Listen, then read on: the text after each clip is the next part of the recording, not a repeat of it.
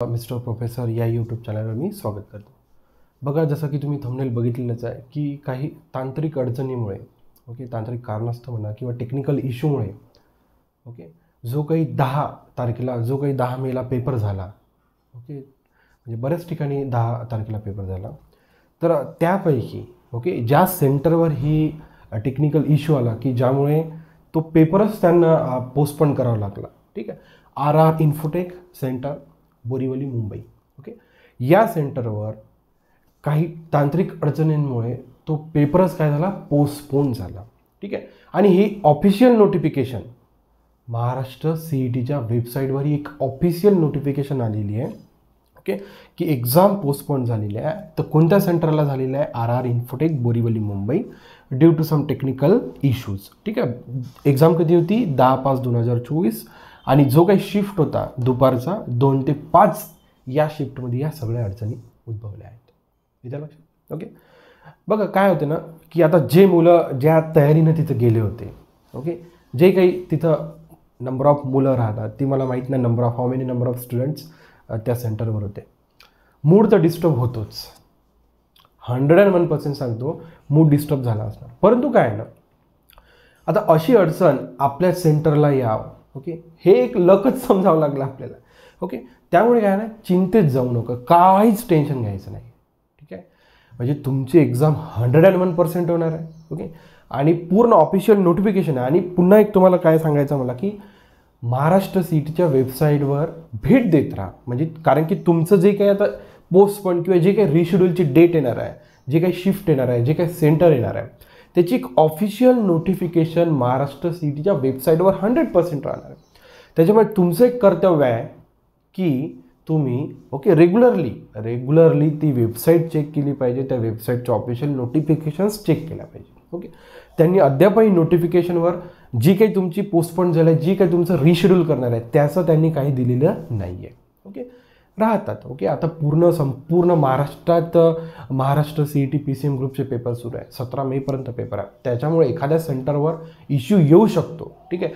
कोणी तो इश्यू स्वतःहून क्रिएट करत नाही. इथे लक्षात, कोणी तो इश्यू स्वतःहून क्रिएट करत नाही. टेक्निकल इश्यू सगळे सर्व्हर थ्रू चालते, सगळं हे ऑनलाईन चालतं. त्याच्यामुळे अशी गोष्ट होऊ शकतं. आणि काही टेन्शन घ्यायचं नाही.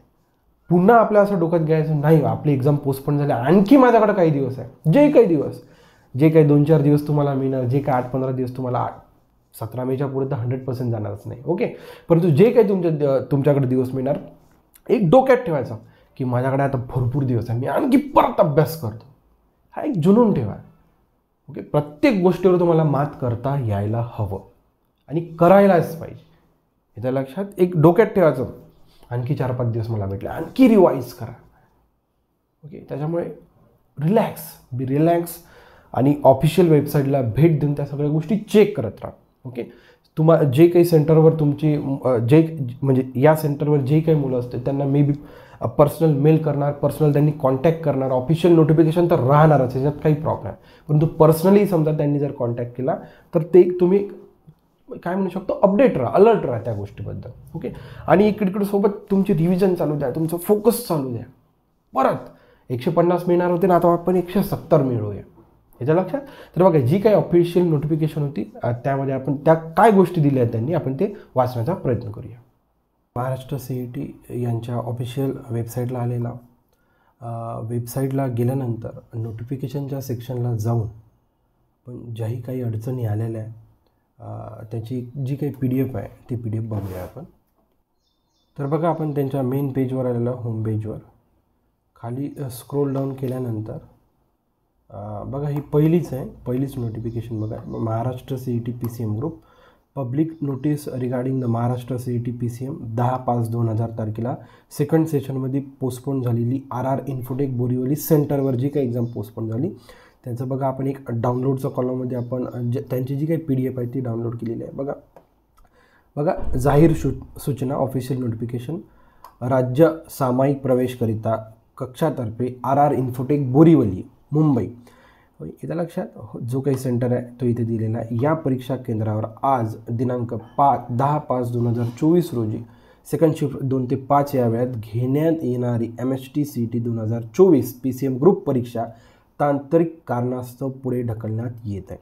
परीक्षेचे सुधारित वेळापत्रक म्हणजे रिशेड्यूल, परीक्षा केंद्र, परीक्षेचा दिनांक आणि परीक्षेची वेळ संबंधित उमेदवारांना लवकरच कळवण्यात येईल याची उमेदवारांनी नोंद घ्यावी. म्हणजे बघा, ऑफिशियल वेबसाईटवर तर ते ह्या सगळ्या गोष्टी टाकणारच, परंतु बघा त्यांनी एक शब्द वापरला आहे, संबंधित उमेदवारांना लवकरच कळविण्यात येईल. याचा अर्थ ते पर्सनली, याच्या लक्षात, याचा अर्थ काय झाला, ते पर्सनली तुम्हाला ती एक ऑफिशियल नोटिफिकेशन तुमच्या म्हणजे पर्सनली येईल.